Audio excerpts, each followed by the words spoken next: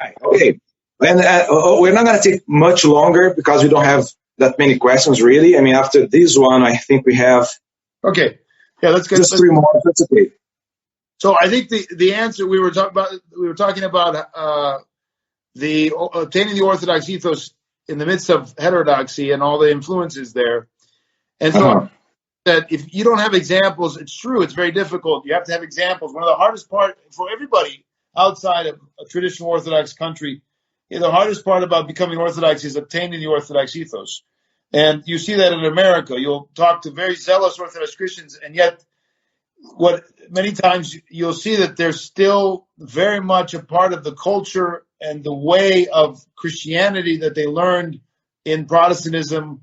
And there's just things that are glaringly different in the lives of the saints, in the life of the church. So they don't have a lot of examples. They're in convert parishes. They don't see the incarnation of the way of Christ so readily. And so it's hard for them to understand that, well, the way that they're dealing with this or talking about that is really not consistent with the Orthodox stance. So what do? Well, we can't bring Mount Athos over. So what are we going to do? We're going to read every day and with much piety and pain of heart the lives of the saints. That's number one. Number two, and number three. Read the lives of the saints daily. Read the lives of the saints daily. Read the lives of the saints daily. And that doesn't mean just the 5 paragraphs, but to read the extended tomes of contemporary saints, St. Paisius of the Holy Mountain, and get to know them and call upon them. Get to know at least a few saints and have them as your friends who you love dearly and you speak to and you ask for help. Pray the supplication service to the saints. That's a very wonderful way to get to know them and come to be in communion with them and love them. Have them translated into Portuguese. Read them, even if in English, just read them. But those are written with much piety and much love, much devotion. That's the kind of relationship we have to have with the saints. The saints themselves had relationships like that with the saints.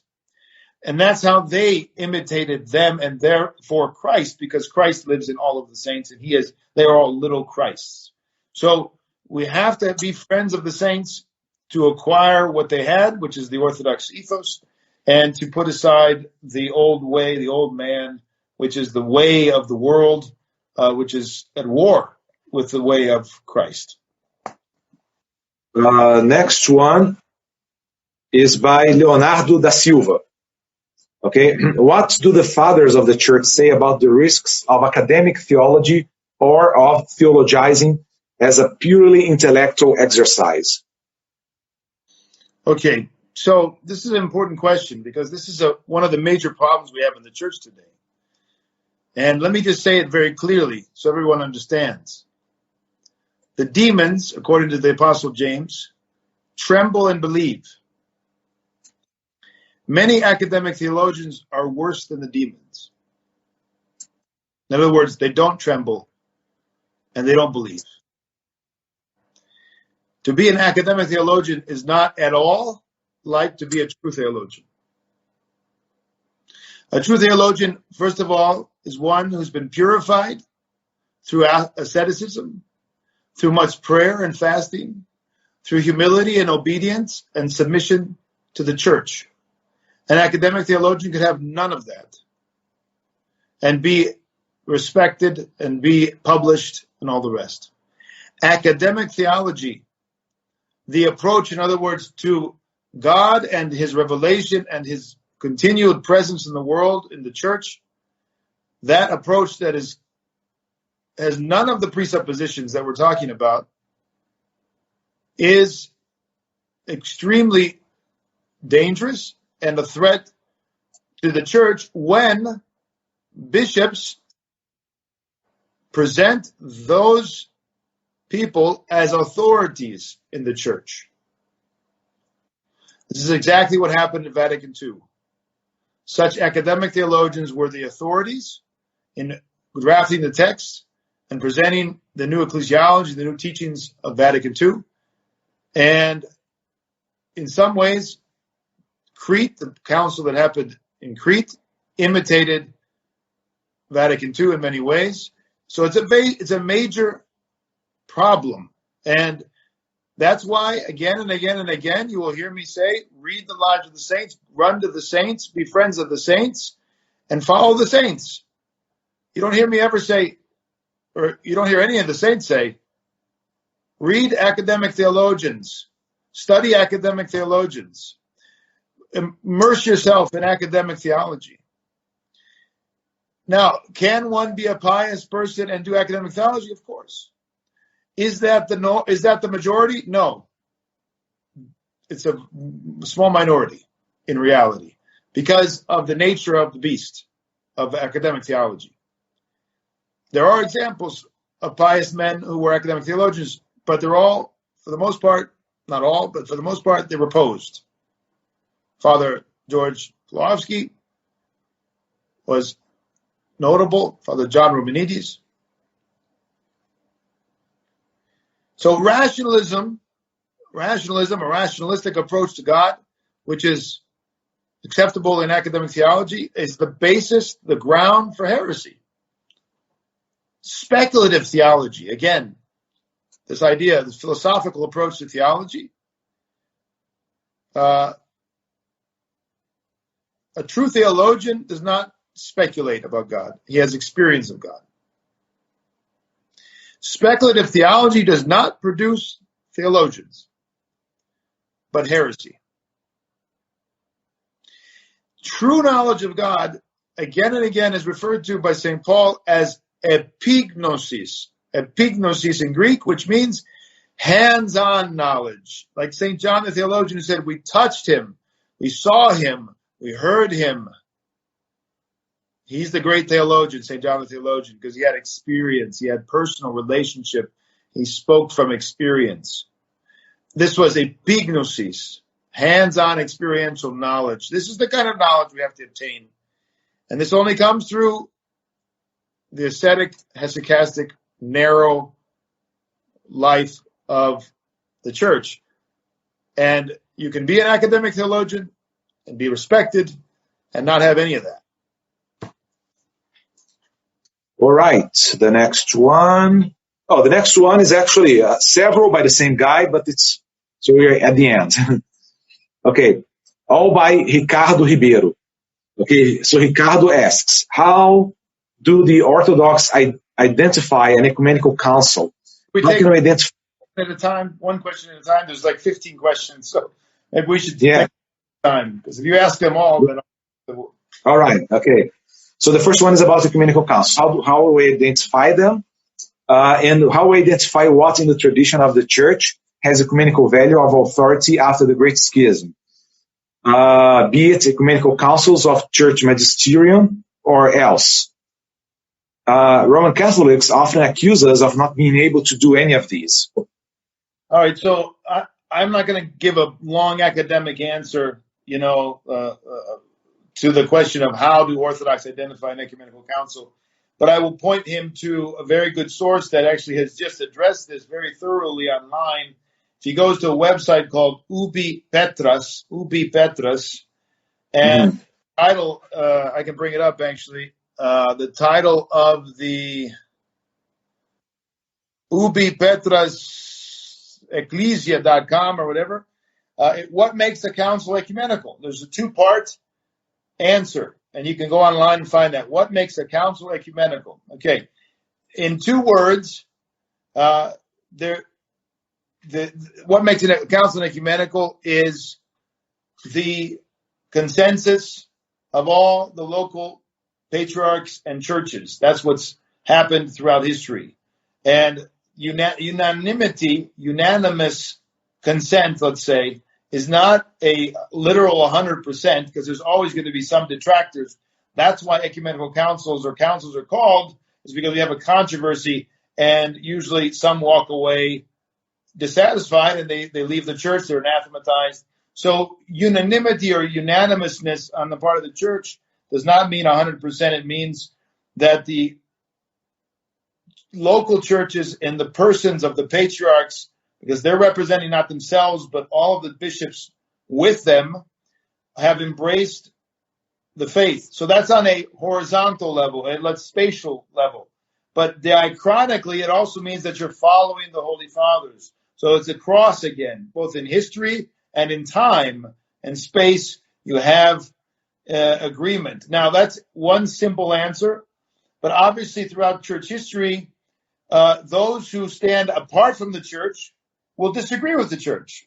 Of course, heretics will leave the church, will accuse the church. And what I find very interesting in this, the papal Protestant, Latin, Roman Catholic approach to this question is that it's very legalistic, and it shows an aspect of what they hold so dear, and that is the sense of security that they think they have in the papacy. But actually, their argument is quite circular. And so, quite to the opposite, from the Orthodox perspective, they have no security because they put all their eggs in one basket, and that is one bishop in one city. And that was never, ever the life of the church in the ancient church. Anybody who has any real knowledge and experience of looking at the sources and the events of church history, especially surrounding the ecumenical councils, will see that we have popes who were dismissed and defrocked and anathematized by ecumenical councils, including what I just talked about in a lecture I gave just a couple of days ago, the Eighth Ecumenical Council under St. Photios, who anathematized Pope Nicholas. So it's a long answer, but I think what's interesting is behind this question is that they find great security in the papacy, but we actually see it as the lack of security, the latching on to a institution that was created long after the schism, or after the schism and was developed and then codified long after the schism. And it shows actually a lack of security. In the church, we have great security in the Holy Spirit. And we, like in a family, the family doesn't go around telling people outside the family why the family made the decision it made and how it came to that decision and on what basis. It has to give an apology to the people outside the family. People don't expect that of a family. The mother, the father, the children, they have their way. They understand their way. They pass it on to their grandchildren and all the rest. So it's the whole approach is very, I find it very rationalistic and legalistic, and it's a debate and an argumentative approach to the church, which is characteristic of a legalistic understanding of the church. There's so much to unpack, but that's what I would say in 2 minutes here. Okay. Okay, next. Let me add two things. He asked about the second millennium, and we have the Eighth Ecumenical Council under Photios. We have the Ninth Ecumenical Council of St. Gregory Palamas. We have other ecumenical councils which were seen as that but never declared, like the one that overturned Florence. We have councils. I've talked about this in other places. So I don't know. The question is, how do we determine, or how do we identify what the saints identify it? The saints commemorate it. The Holy Fathers commemorate it. It's that people are very ignorant of this tradition, though, in the West, and we don't talk about it because we don't feel the need to talk about it very much. But there are many councils that have happened. In fact, the church has councils continually, but they don't gain a status of ecumenical, but they have been received by the conscience of the church. So okay. I don't know if you need to translate that, but I wanted to make sure I answered the full question there. All right. Okay. So the next one is, how do you see the current rupture between the Russian Church and Constantinople? And what do you think the most likely outcome will be? I think it has been provoked for the most part, but not entirely, but for the most part. And decisively. It's what? Sorry? I didn't get the word. I think it has been provoked for the most part, but decisively provoked by Constantinople, and is the fruit of an alienation from the Orthodox ecclesiology and a slow but very very problematic and painful for the church assimilation of a papal vision of the church. And that's what's really at stake. It's not just the question of Ukraine per se, which of course is a great injustice and a division among the faithful in the Ukraine, unilateral, without the blessing of the local churches and all the rest. But the real problem is that there's a rise in papalism and an alienation from Orthodox ecclesiology. It's become very apparent in Constantinople. How will it end? I think it will be overcome by God's grace, and we'll have a return to Orthodox ecclesiology, but it will be very painful. And it might take several years, and it will be, of course, God's intervention that will overcome it. But it will be very painful for the church, because when heresy and delusion arises, one has to, for it to leave, there has to be suffering on the part of the faithful. All right, two more. How can we, the lay people, do something to contribute to evangelization and a solid Orthodox formation in our parishes and in our states? How does a lay person live a Christian life in the world, at work, and in the family? So I think the first one we pretty much answered. I think you should go back and look at the previous questions and answers. We've talked about the question of evangelization and formation and all the rest. So the second one, we partly answered as well, but I'll say the following. To live a Christian life in the world, work, and family presupposes that we've been formed and initiated and live internally the life in Christ. So I think that it shines forth when one has been purified through asceticism, through fasting, and through imitation of the saints. That means we know the saints, we read the lives of the saints, we're participating in the mysteries, we're praying the Jesus prayer. And then what happens is that we have a dynamic relationship with the Spirit of God, and we acquire experience and discernment, so that when we encounter in the work, in the family, in the world, we encounter all of the various challenges, the various attacks. It's not a rational reflection per se. It's not fruit of some kind of book knowledge of how we're going to live in those circumstances, but it is the Spirit of God and the prayer that's bubbling within us that illumines us. And the Lord says as much in the gospel. He says, don't premeditate when you're talking about, of course, confession before the people and the confession of his name, but same thing applies to all challenges.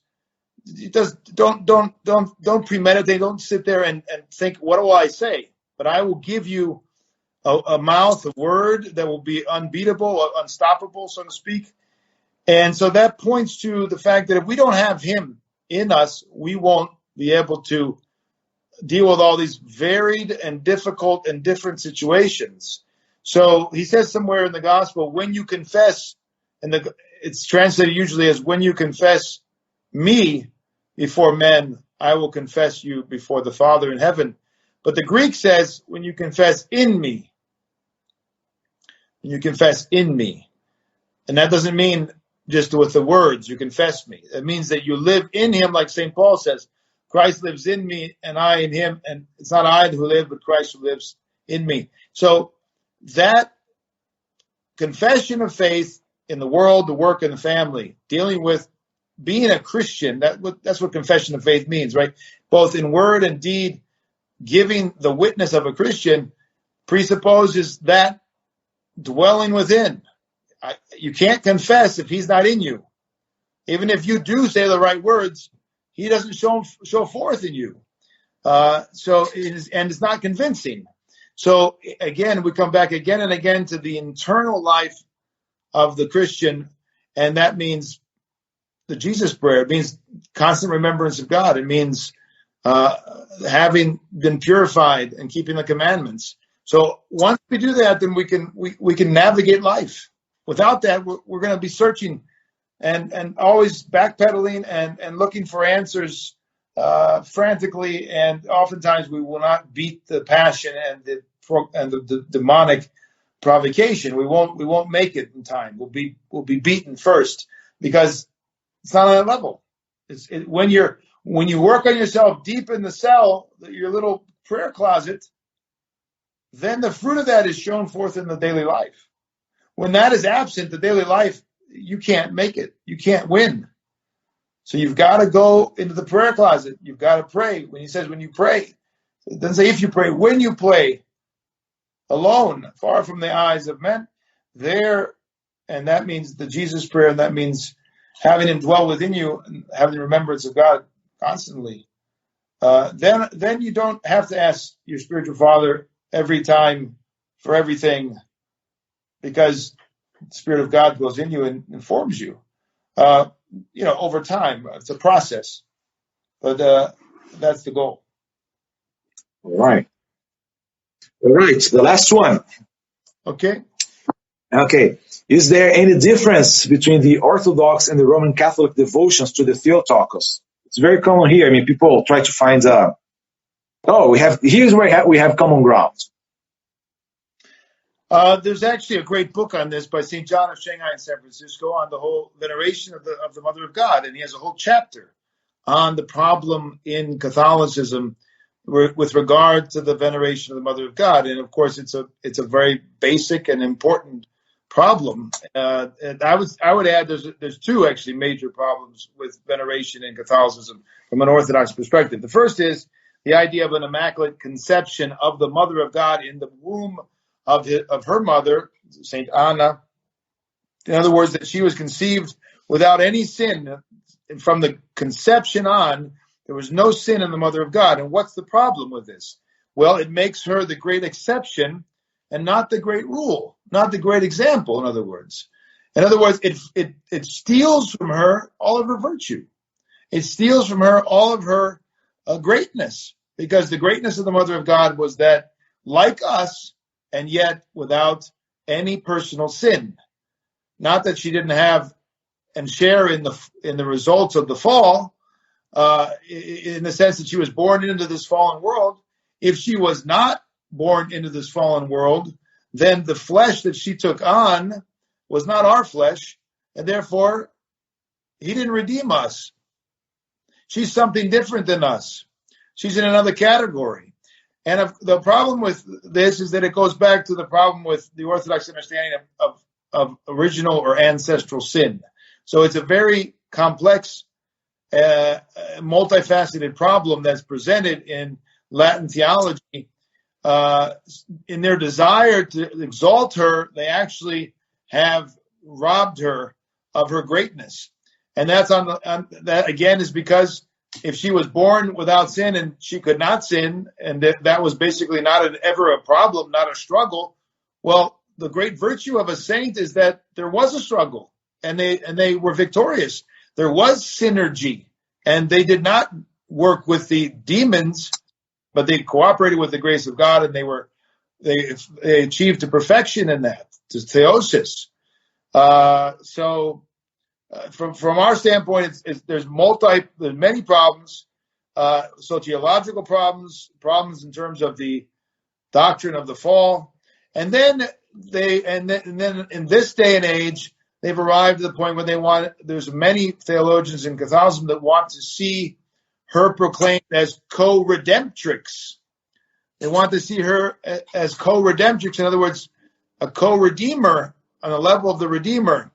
Now, I'm not very well versed in that, so I don't want to speak too much about it, but the little I know is it's not acceptable to an Orthodox.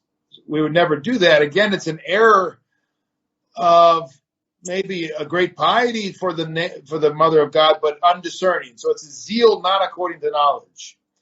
And we exalt the Mother of God, I would say, more than anyone on the face of the earth, but properly, rightly, and with knowledge. And that doesn't seem to be present in the contemporary Catholicism. So I would recommend the person go and read St. John of Shanghai and San Francisco's book, and the whole chapter dedicated to the Mother of God, and particularly the problem with Catholicism and their veneration of the Mother of God today. All right. Okay. Well, Father, thank you so much. It was a marathon. Well, there's a lot of questions. It took us longer than we thought, but thank God. Hopefully it'll help many. When you do this, when you cut it back, are you going to cut out the double answers? Are you going to be able to like edit it so it's just me and you talking with the subtitles?